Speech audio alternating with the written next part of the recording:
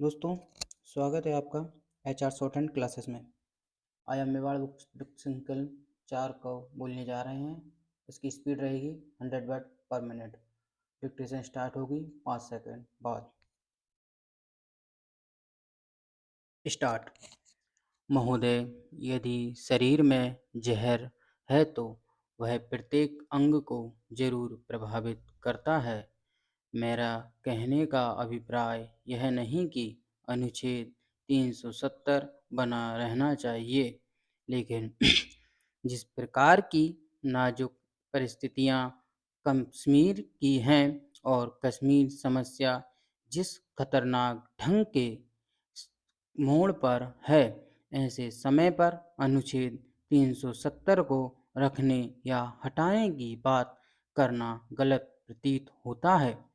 Doctor Karan Singh ने एक संगोष्ठी में कहा था कि वह यह समस्या का समाधान अनुच्छेद 370 को रद्द करने से नहीं हो सकता।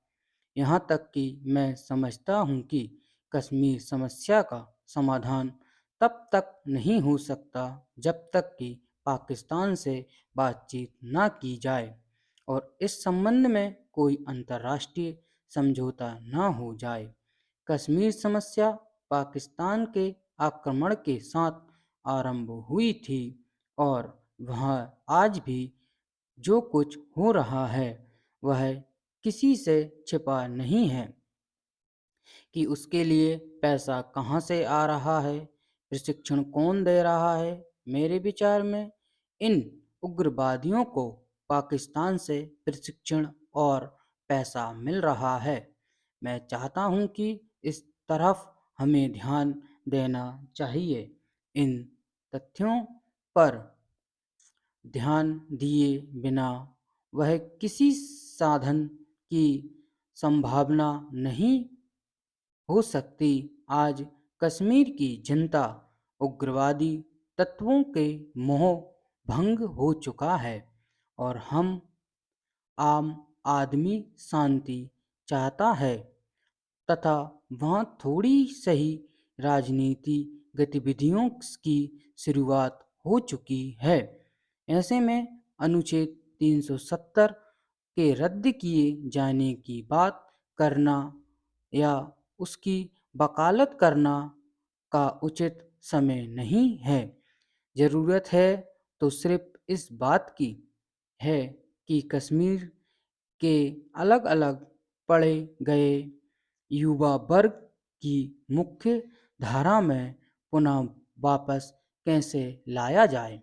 पैरा प्रधानमंत्री श्री गुजराल ने आज कहा कि देश की और समृद्ध बनाने की दिशा में अत्याधुनिक प्रौद्योगिकियों को अपनाई गई तकनीकी क्षेत्रों में धन की कमी आड़े नहीं आने दी जाएगी।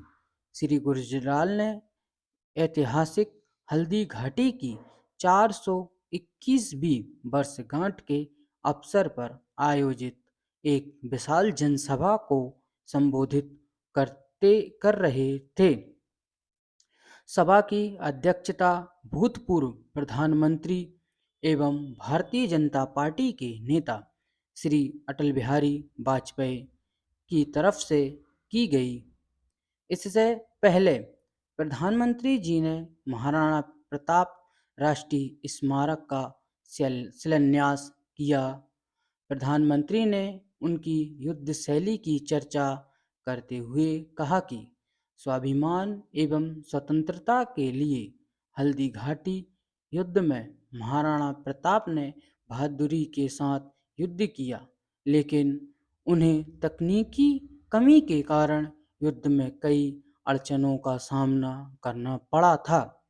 उन्होंने कहा कि इसी तकनीकी दृष्टि को सामने रखते हुए सरकार ने निर्णय लिया है कि स्वतंत्रता एवं देश की एकता को अक्षुण्ण बनाए रखने और विदेशी नापाक इरादों को नाकाम करने के लिए तकनीकी क्षेत्र में पूर्ण निपुणता हमें हासिल करना चाहिए। उन्होंने कहा कि भारत युद्ध नहीं चाहता, अपितु शांति एवं अमन चाहता है। तकनीकी क्षेत्र में निपुणता हासिल करने का मुख्य ध्येय इतिहास से सबक हासिल करना है। श्री गुरजलाल ने पूर्व थल सेना को इतिहास पुरुष की संज्ञा देते हुए कहा कि उन्हें हमने युद्ध कौशल से नए युग का सूत्रपात किया था और हमको भी इस विरासत को कायम रखने के बारे में इस तरह से तकनीकी निपुणता हासिल करने का संकल्प पूरा करना चाहिए। उन्होंने कहा कि प्रजातंत्र में सरकार बदल सकती है, हम में मतभेद पैदा हो सकते हैं, लेकिन देश की एकता का सवाल पर हम सभी एक हैं और एक होना भी चाहिए। स्टॉप। दोस्तों, ये थी मेवाड़ बुक संकलन की डिक्टेशन क्रमांक 4। आप